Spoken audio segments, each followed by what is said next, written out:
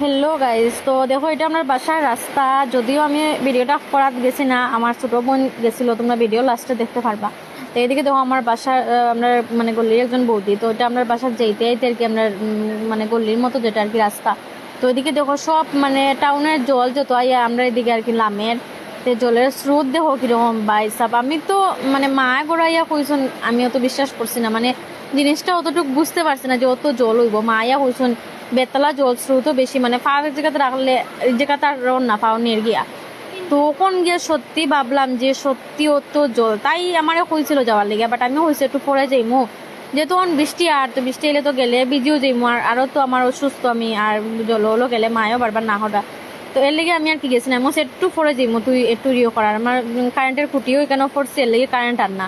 তার মধ্যে যখন আইসে কারেন্ট যখন আইসে তো একটু মোবাইলটা চার্জ দিলাই তারপরে দিকে যাইমু। তাই আর মানছে না, তাই তুই তোর গেলে যা, না গেলে নাই, আমি আমার যাইমু গিয়াতে ওই দেখো তাই গিয়ে ভিডিওটা করছে আর কি। তো তাইর কাছ থেকে আমি ভিডিওটা লইছি, লইয়া তোমরা আর কি দেখাইলাম যে দেখো আমরা বাসার রাস্তা কিরকম জল। তো এই পজিশনে যদি ওখান যেরকম বৃষ্টি দিয়ে এই পজিশনে যদি আরো বেশি না 2-3 দিন যদি দিলায়, যেহেতু আমরা টার্মসটা হলো লঙ্গাই নদীর লগে, তো লঙ্গাই নদীর জল বাড়লে আমরা এখানে জল উঠবো। তো যে না বন্ধুরা কিতা হইব, সবাই একটু প্রে করবা যাতে ফ্লাডটা নাও, এখানে ফ্লাড হইলে অনেক কষ্ট।